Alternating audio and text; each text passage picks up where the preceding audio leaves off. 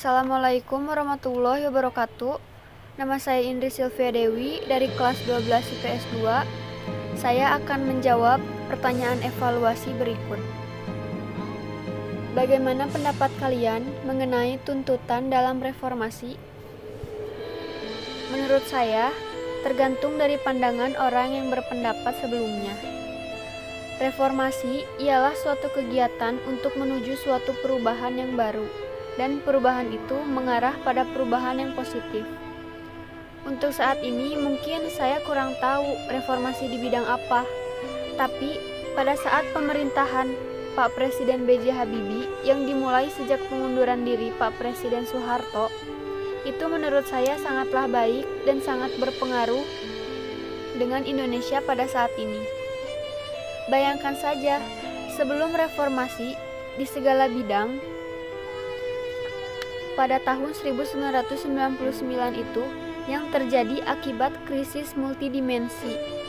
Keadaan Indonesia sangat parah, baik di bidang ekonomi, politik, dan lain-lain.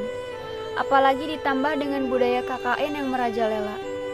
Menurut pendapat saya, hal yang dilakukan Pak Presiden B.J. Habibie ketika melakukan referendum Timor Timur ialah tindakan yang tepat walaupun tidak mempertahankan keutuhan NKRI.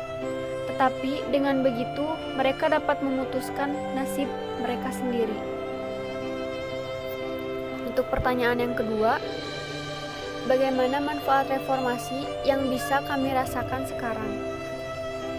Menurut saya adanya masa transisi sehingga struktur pemerintahan yang lebih terbuka dan fleksibel dapat dibentuknya atau dapat ditentukannya kembali undang-undang yang berlaku pada saat itu.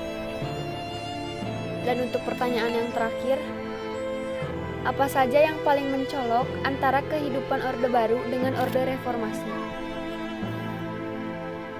Untuk jawabannya, nomor 1, pemilihan umum berlangsung tidak bebas dan tidak jujur pada masa Orde Baru. Sehingga pada masa reformasi berlangsung bebas, jujur, dan adil. 2. Pada masa Orde Baru, kebijakan ditentukan oleh pemerintah pusat.